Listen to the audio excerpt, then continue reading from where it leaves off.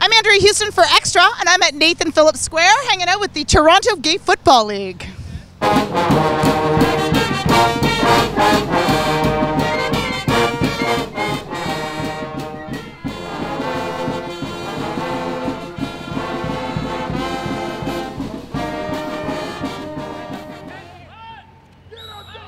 So why is the Canadian Gay Football League involved in the Grey Cup this year?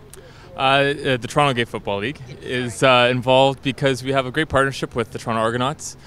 We do an event every year where we send a group of our players, about 50 of our players, and they were kind enough to give us this incredible opportunity, and it's going to be so much fun. Of course, we want to take them up on that. How important is it for gay players to be visible in football? I think it sets an example. I think, a lot of people avoid sports because they perceive it to be homophobic, and certainly there's still elements of that going on right now. But for every gay player they see in sports, they see that sports can be for them, and if they stay in sports, then they get to realize all the great benefits from sport. And you talk about casual homophobia in the locker room. Maybe you give me a picture of what that looks like. Slurs, you could be making fun of a guy that's not even in the room. This is, oh, that guy, he's such a fag. This guy is so gay. He's such a homo. It's homophobic slurs. They get thrown around like in a derogatory fashion. Just because you have a friend who says it's okay if you say that's so gay, that friend might think they're okay with it, but they might not realize the effects it's having on them, and you never know who else is listening and who else is hearing that. So, those words, they got to stop. So, you've played in non-gay leagues, I assume. Yes. What was that experience like? Did you encounter a lot of homophobia?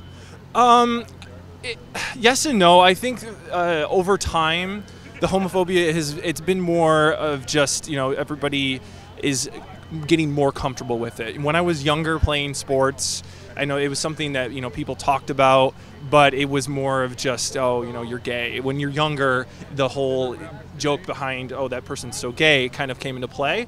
But as you started learning about it, from my experience, it was a battle, knowing that I was gay, but I wasn't out. But I think in the long run, people are starting to turn around. It's definitely an uphill battle, though. I remember there was some times where it was uncomfortable in the locker room, not necessarily because I had any fear of erection or anything in front of somebody. It was more so, you want to go out and have fun with everybody, and there's still a small part of you that's not yourself. But the times are changing with that. It's definitely still an issue, but I think that it's growing. People are talking about it more as athletes are doing stupid things, but also as athletes are doing good things with it. As a genderqueer person, you are also a football player, and how have you encountered a lot of transphobia? Not with this league, definitely not.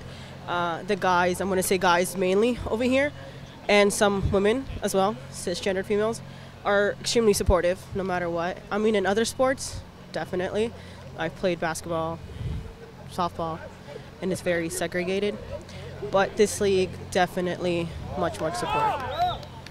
What's your advice for youth who want to get into sports and don't see any role models for youth? There's always somebody out there. Just be yourself. Do what you love and don't let anybody tell you otherwise.